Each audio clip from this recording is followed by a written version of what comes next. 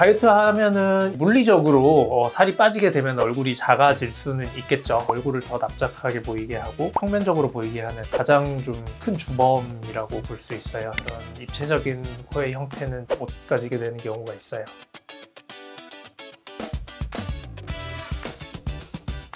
안녕하세요.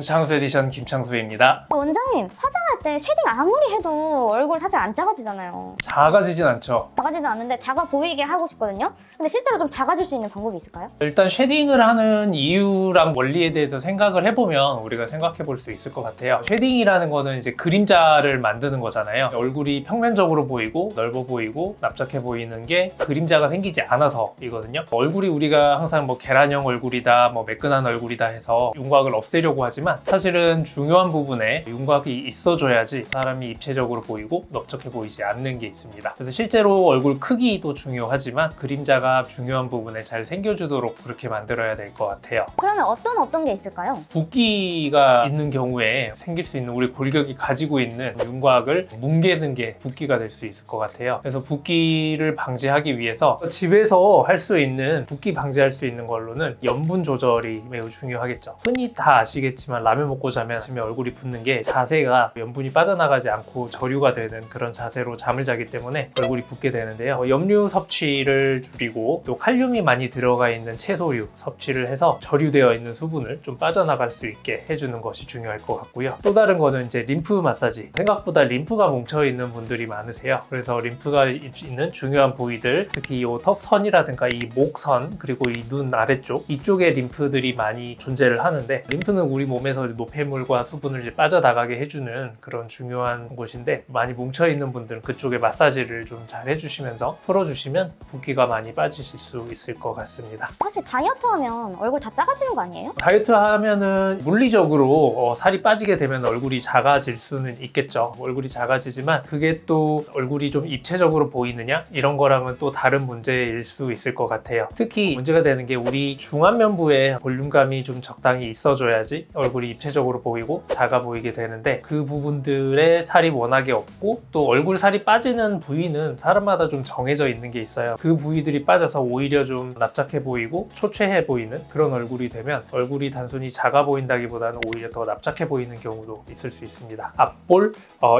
이마도 살이 빠져요. 이런 부분들에 이제 살이 빠지게 되는 분들이 있는데 그런 분들은 오히려 얼굴이 좀 납작해 보일 수는 있을 것 같습니다. 그러면 도대체 어떻게 해야 되는 거예요? 일단은 본인 얼굴 분석을 좀 잘 해봐야 될 것 같은데요. 아까 말씀드렸듯이 붓기가 평소에 부었다가 빠졌다가 이게 좀 심한 분들, 밤에 보면은 좀 얼굴이 예뻐 보이고 잘생겨 보이는 분들은 아마도 붓기가 좀 문제인 경우가 많을 거고요. 그리고 골격 자체적으로 볼륨감이 있어줘야 되는 부분에 없어서 얼굴이 좀 평면적인 분들이 있으세요. 그런 분들은 얼굴 윤곽을 단순히 매끈하게 만드는 것뿐 아니라 볼륨이 필요한 곳에 볼륨이 생길 수 있도록 해주시는 게 가장 이상적으로 얼굴이 좀 작아 보이고 입체적이어 보이게 만드는 방법일 것 같아요. 제가 봤을 때 사람들이 이제 쉐딩을 가장 많이 하시는 부분 중에 하나가 코일 것 같아요. 코가 좀 납작하고 좀 퉁퉁해 보이는 분들이 코 쉐딩을 하면서 이제 코의 입체감을 살리면 또 얼굴이 좀 작아 보이고 갸름해 보이는 효과를 가질 수 있는데요. 직접적으로 우리가 시술로 코에 필러라든가 실을 사용해서 코를 세우는 거는 코 높이뿐 아니라 빛이 어디에 닿는지 그림자가 어디에 생기는지를 바꾸는 그런 시술이라고 할 수 있거든요. 단순히 필러를 많이 넣거나 좀 낮은 곳이라고 해서 많이 넣거나 했을 때는 오히려 코가 높아졌지만 뭉툭해 보이면서 우리가 원하는 그 쉐딩이 된